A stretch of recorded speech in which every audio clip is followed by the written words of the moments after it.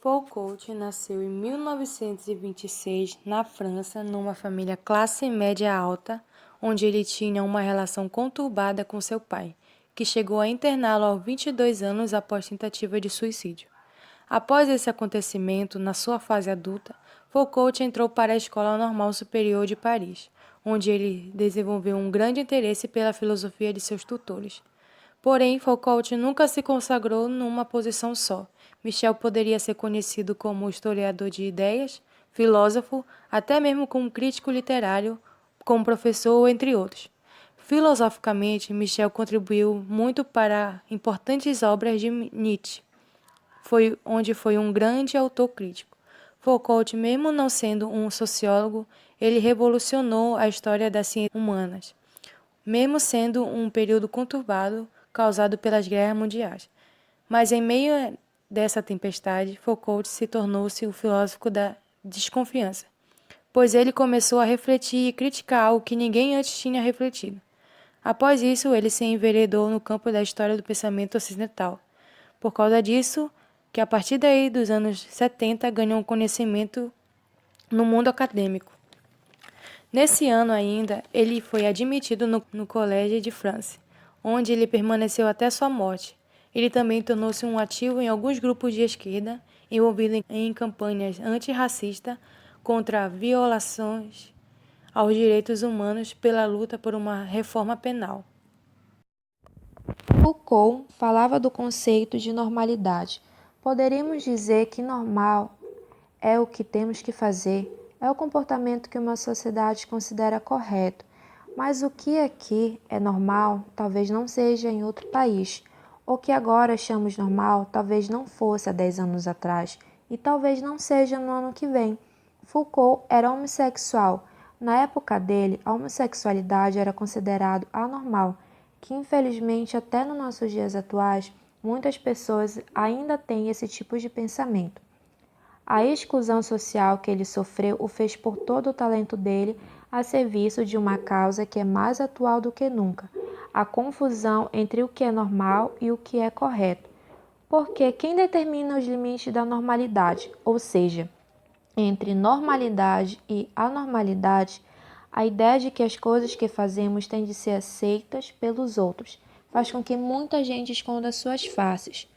Foucault, em 1984, pouco antes de morrer, publicou outros 2 volumes, que foi O Uso dos Prazeres, que analisa a sexualidade na Grécia Antiga, e outro volume que foi publicado foi O Cuidado de Si, que trata da Roma Antiga. Foucault teve vários contatos com diversos movimentos políticos, engajou-se nas disputas políticas, nas guerras do Irã e da Turquia.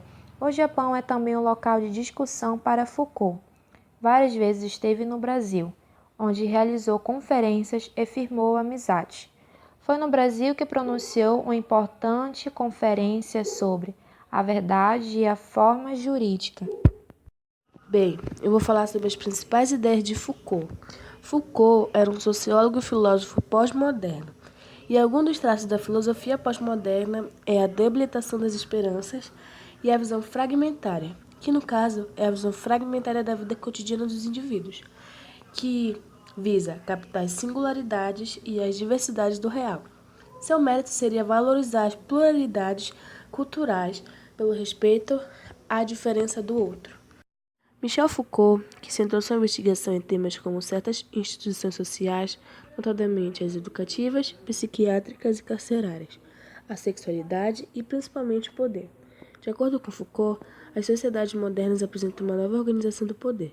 Nessa nova organização, o poder não se concentra apenas no setor político e em suas formas de repressão, mas está disseminado pelos vários âmbitos da vida social. Para Foucault, o poder fragmentou-se e tornou-se em micropoderes. Em seu livro Microfísica do Poder, Foucault explica: por dominação eu não entendo o fato de uma dominação global de uns sobre os outros, ou de um grupo sobre outro, mas as múltiplas formas de dominação que se podem exercer na sociedade. Assim, sem deter apenas no macropoder concentrado no Estado, Foucault analisou esses micropoderes que se espalham pelas mais diversas instituições da vida social. Isto é, Poderes exercidos por uma rede imensa de pessoas que interiorizam e cumprem as normas estabelecidas pela disciplina social. Pais, porteiros, enfermeiros, professores, secretárias, guardas fiscais e etc. Adotando essa perspectiva de análise conhecida como microfísica do poder, ele afirma que o poder está em toda parte, não porque engloba tudo, e sim porque provém de todos os lugares. As instituições de poder, a psiquiatria, a medicina e a sexualidade. Por que sexualidade e a psiquiatria vão ser discutidas de modo tão revolucionário para Foucault? Aquilo que nunca foi discutido antes, por exemplo, como a família, liberdade individual no que tange a sexualidade, que obriga o indivíduo a seguir um padrão de comportamento e como que a escola define os conteúdos de conhecimento. As instituições de poder, como eu falei, psiquiatria, medicina, sexualidade e escola, por que vão ser pensadas de um modo tão revolucionário para Foucault?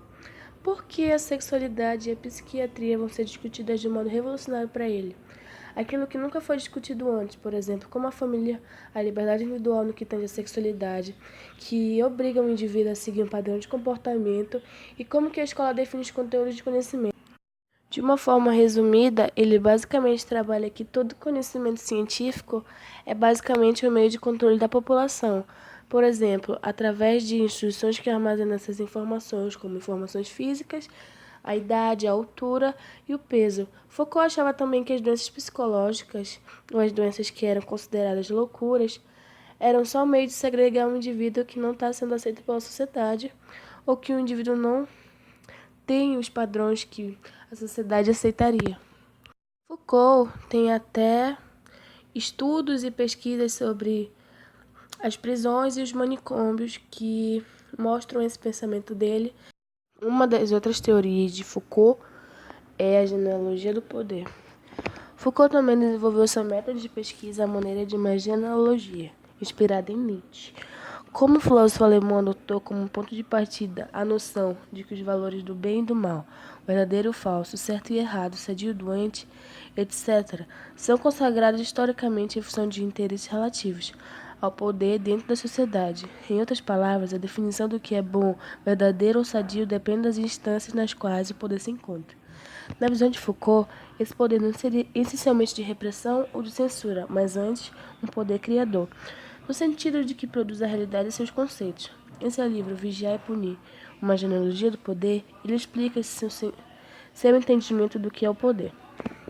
É preciso cessar de sempre descrever os efeitos do poder em termos negativos. Ele exclui, reprime, recalça, censura, discrimina, mascara, esconde.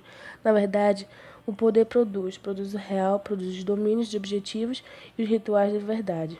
Nessa mesma obra, Foucault acompanha a evolução dos mecanismos de controle social e de punição, que se tornaram cada vez menos visíveis e mais racionalizados. Caracteriza-se a sociedade contemporânea como uma sociedade disciplinar, na qual prevalece a vigilância e controles constantes, que se estendem a todos os âmbitos da vida dos indivíduos. Uma das formas mais eficientes dessa vigilância e disciplina se dá, no seu entender, por meio de discursos e práticas científicas aparentemente neutros e racionais, que procuram normatizar o comportamento dos indivíduos.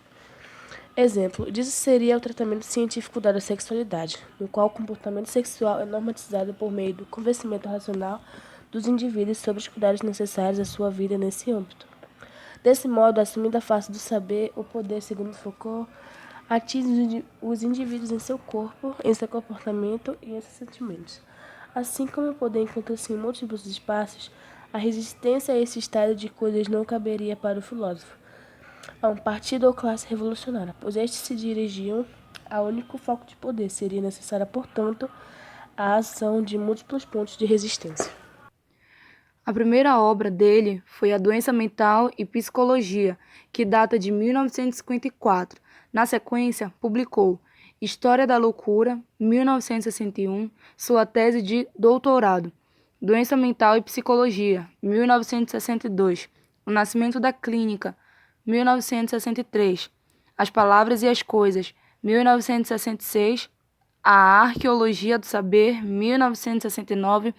Isto Não é um Cachimbo, 1973, Vigiar e Punir, 1975. História da Sexualidade é o livro cujo projeto compreendia a publicação de 6 volumes que, entretanto, não conseguiu acabar.